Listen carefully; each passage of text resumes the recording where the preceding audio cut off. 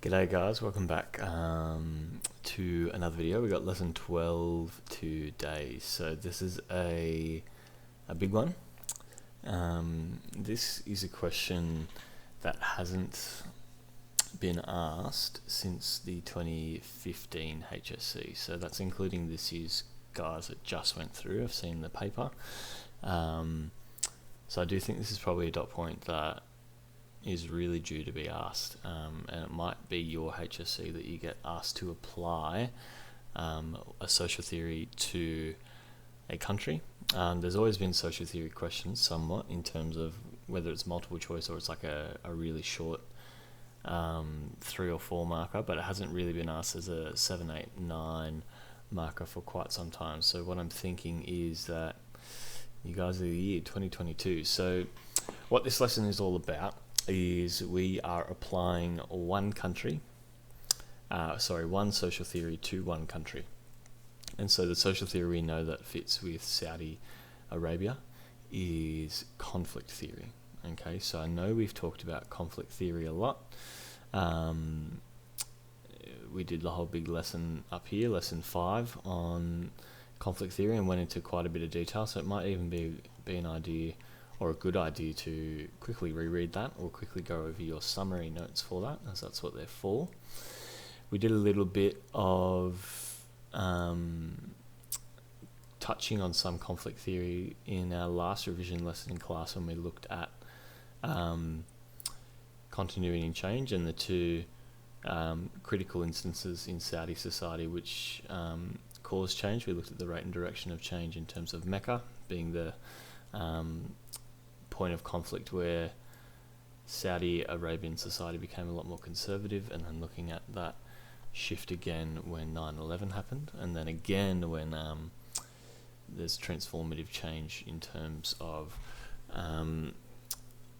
Wahhabism and how it became a bit less conservative post 9/11. So what we've got here and what our dot point is asking us to do is to choose one social theory, which we've done, which is conflict, well I've done for you, and then you have to assess the appropriateness of this social theory in explaining continuity and change. So really big note here that I've started is that when you are assessing a social theory, so you get any question that's asking you to assess it, evaluate it, or make a judgment, it is really important that you understand that not every single element of conflict theory has to apply.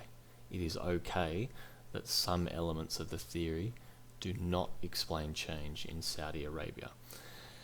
So all the criteria does not necessarily have to align, and it can apply in some areas and not others.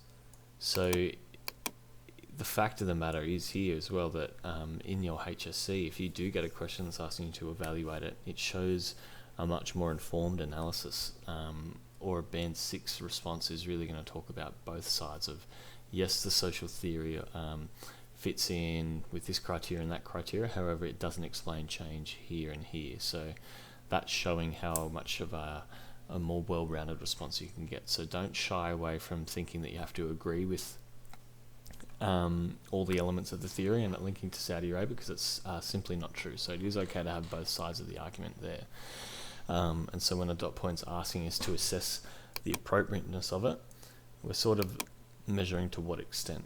And as you can see in this table over here on the right hand side, that it does apply in most cases, but not all. Okay, so we'll get to that. Pardon me. We'll get to that table in just a second. The first thing I want you to do, and I've already preempted myself, is if you can read over your conflict notes or your summary notes just to refresh your memory on conflict theory, because that'll be a really good important stage before you get stuck into this lesson, particularly the practice HSC responses we have down here. So question 2 is, what is the direction of change in conflict theory? And then explain what this means. So we know there are 3 directions of change in social theories. Conflict theory is the more complicated one. So tell me what that is, and then here explain to me what that means, or what that direction of change means. So breaking down the process, what does it look like? Step 1, 2, 3, how does it work? And then question 3, which sort of helps you with question 2 to some extent, is according to the rules of conflict theory, what would be the thesis, antithesis, and synthesis of Saudi Arabia's interpretation of Islam? So this is something that we in fact did in class last lesson on our revision. So this might be a chance for you to rehash that in. It is specifically asking for the interpretation of Islam, but that interpretation of Islam is the thing that really drove that conflict. So here you are essentially rehashing what we did in class. You may think a little bit overkill here, sir, but repetition is very important. And especially when it comes to social theory, this is the area that traditionally most people in my classes over the past few years have struggled with. But it's also, when I look at HSC analysis, it's an area that the state drags down in, or it dips a little bit. So if you guys can get ahead of the game and really know your conflict theory back to front, it scales your marks a lot higher than other things. So it is really worthwhile to do that extra revision with this dot point. So once you've done those revision tasks, those 3 revision tasks, I want to draw your attention to this table. And so you'll be annotating this with me as we go. So what I've done is I've linked, or I've summarized, the 6 main characteristics of conflict theory, if you like. And I've given a tick or a cross as to whether or not that specific element of the theory aligns or can apply to Saudi Arabia. So green tick obviously meaning yes, a red cross meaning no. Then what I've done in this far right hand column is I've briefly summarized and given evidence and a justification as to why that element of the conflict theory does apply or why it does not apply. Okay, so if you're getting asked in your HSC again, directly our dot point, assess the appropriateness of the theory in explaining continuity and change. Anything with a green tick is appropriate. Anything with a red cross is not appropriate. So I'll quickly go through these one by one, and then I'll break down these questions for you. So conflict theory, or the very first element, is that there are tensions between the class structures. Okay, so there's always a tension between the elite ruling class and the lower working class, the bourgeoisie and the proletariat, or you can simply say the upper and lower class. So that is one of the elements of conflict theory, that those tensions have to be evident between those 2 classes. Does this apply to Saudi Arabia? Yes, it does. There is clear evidence of class structures, and there's also clear evidence of tension between class structures. So you can put a little up arrow there and put the word tension there as well. We can see this in 2 main ways: the power and authority bestowed upon the religious police, being the ruling class or the elite ruling class. That can also extend to men as well, so you can write men above there. And then you have tensions between them and women, being the lower class in Saudi Arabian society. So you could almost have the religious police and normal citizens, and then you could have males and females. So they're the kind of 2 elite ruling classes there, the religious police and males. And women are typically the lower class, but general citizens will fall below the religious police. And if you imagine some citizens who are not as conservative in their Wahhabist beliefs or in Islam, they don't pertain to the denomination of Wahhabism, they would also be considered the lower class. But the main ones, I guess, for you to stick in would be religious police and males are the upper class, and women are the lower class. And yes, there is evidence of tension there. We see that through the protests of Lojane, who protests the role that women play in Saudi Arabia, for example, driving around the country without a driver's license. There's some tension there. We can see tensions evident in the honour killings, in some of the stories we've also heard about the religious police, if you cast your mind back to them not saving those young girls from a burning school. So there's obviously tensions between that elite ruling class and lower class. So yes, that applies, or that element of conflict theory applies. The second one is this notion of continuing conflict. So conflict theory will state that within society there's always going to be continuing conflict, and that's definitely something that does apply to Saudi Arabia. Our evidence and justification of that is you can just look at the continuity of conflict over time within Saudi, whether that's due to misinterpretations of Islam, the Quran, or hadiths, but you've also got continuing conflict you can write in here regarding women's rights, and you've also got it with I've already written that there, interpretations of Islam. They're the main two areas of continuing conflict in Saudi. So yes, that does apply. A third aspect of conflict theory is that any change has to be transformative, and it has to be abrupt and revolutionary and resulting through conflict. So this does apply to Saudi Arabia, that most social change is transformative and that it is based as a result of conflict. We know this because of the two major areas where transformative change created structural change in Saudi Arabia. We look at Mecca and 9/11 there. So Mecca to rehash, is that revolutionary change where the Wahhabist Islamic sect seized the mosque at Mecca, and through their influence of conservative and extremist interpretations of Sharia law, it created a lot of dramatic social change. This is where things like the religious police came in. And then 9/11, we had another one regarding the perceptions of Saudi and Wahhabism on a globalized scale, which led to the rising of Al-Qaeda, who was responsible for the 9/11 attacks. As a result, Sharia law shifted and became more moderate, and extreme versions of it have been condemned since. So that's not to say that that still doesn't happen, but it's more moderate now for sure. So that's an element that definitely applies. An element that doesn't apply, our fourth one, is conflict theory states that when these tensions between classes happen and the transformative change occurs, that society will reach a breaking point and it will reject capitalism for socialism. This has not happened in Saudi, so it is not applicable.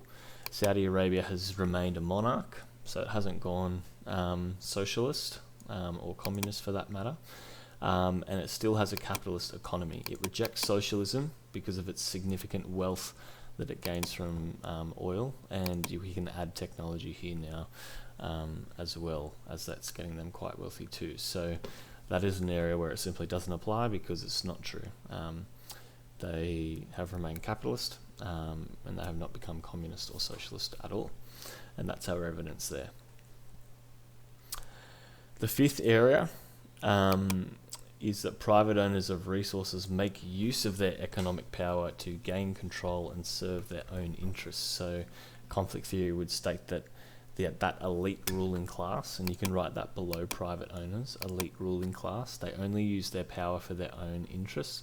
We would say in Saudi that does apply, because if we look at the monarchy and the Saud family, we know that they make a lot of political decisions to best serve their own. So things like preserving Wahhabism, only hiring from within the family, declaring Wahhabism the state adherent of Islam, or the state denomination of it. So we can definitely see here that if you're part of that elite top social hierarchy, that you are generally looking out for your own interests and self-interest. I mean, that's probably the same in most countries around the world, to be fair, but it does link, and it is an element of conflict theory.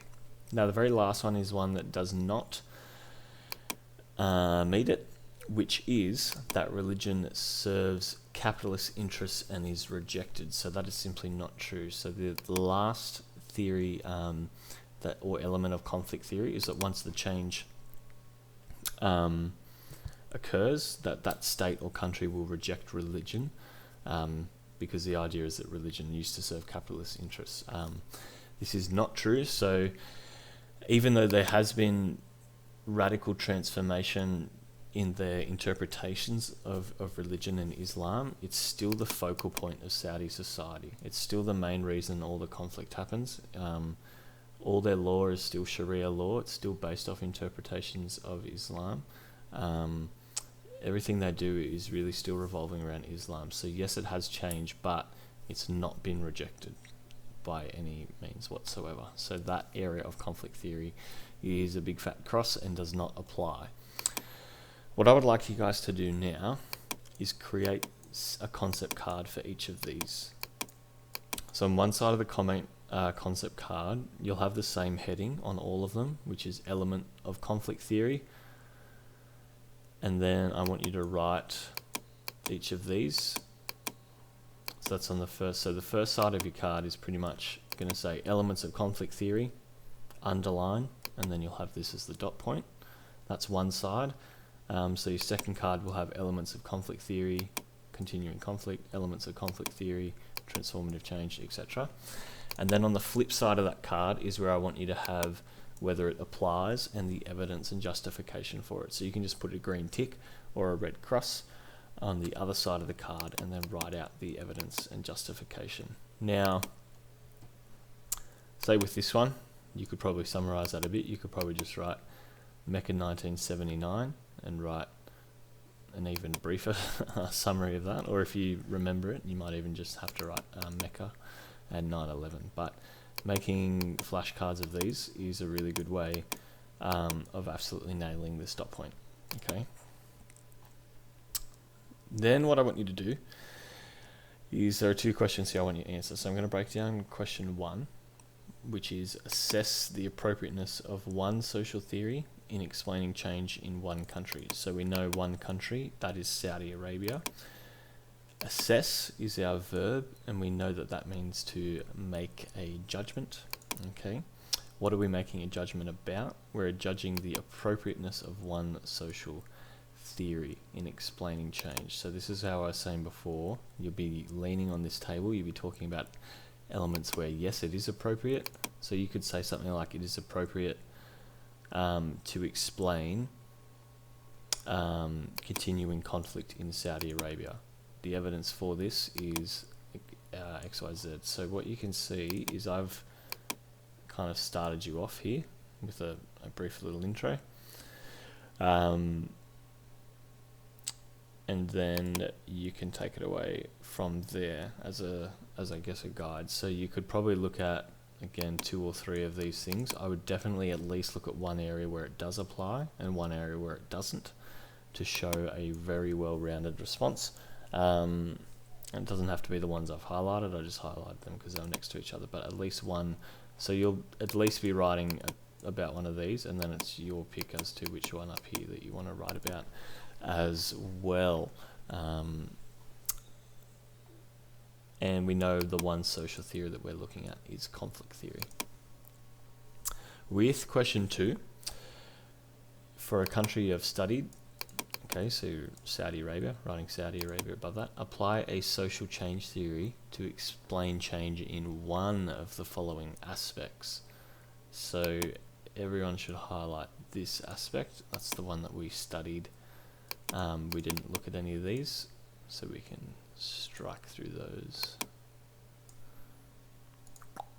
So what this question is, so question 1, for example, that's just the straight dot point. I've pretty much just used that exact wording and then made it a question. But what the HSC will do a lot of the time is that they will get you to do a dot point, but then they'll link it to a concept such as gender, or they'll link it to power and authority.